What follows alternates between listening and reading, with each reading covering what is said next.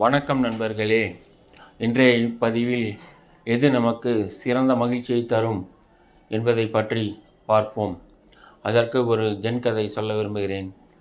ஒரு ஜென் துறவி சொற்பொழிவு ஆற்ற வந்து கொண்டிருந்தார். அவரை காண பெருந்திரளான கூட்டம் கூடியிருந்தது. அப்பொழுது ஒரு புரோகிதருக்கு அதை பார்த்து பொறாமை ஏற்பட்டது. உடனே சொற்பொழிவு ஆற்றிக் கொண்டிருந்த அந்த ஜென் துறவியை நிறுத்துமாறு கேட்டுக்கொண்டு, என்னுடைய குரு பல அற்புதங்களை நிகழ்த்தக்கூடியவர். உதாரணமாக, ஒரு கரையில் அவர் தூரிகையுடன் நின்றிருந்தார், மறுகரையில் அவனுடைய சீடன் நின்றிருந்தான். இவர் தூரிகையில் காற்றில் எழுதியது அந்த மறுகரையில் இருந்த சீடனின் காகிதத்தில் பிரதிபலித்தது அல்லது எழுதப்பட்டது. இது மிகப்பெரிய அற்புதம் தானே.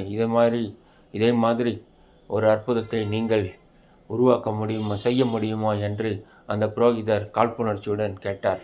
உடனே அந்த ஜென் துறவி, எனக்கு அற்புதங்கள் எல்லாம் செய்ய தெரியாது, ஆனால் பசி எடுத்தால் சாப்பிடுகிறேன், தாகம் எடுத்தால் தண்ணீர் அருந்துகிறேன் என்று கூறினார்.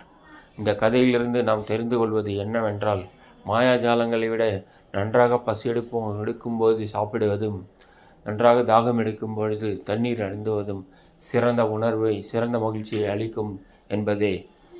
இந்த பதிவு பிடிச்சிருந்தால் லைக் பண்ணுங்கள், ஷேர் பண்ணுங்கள் மற்றும் இந்த சேனலை சப்ஸ்கிரைப் பண்ணுங்கள். நன்றி, வணக்கம்.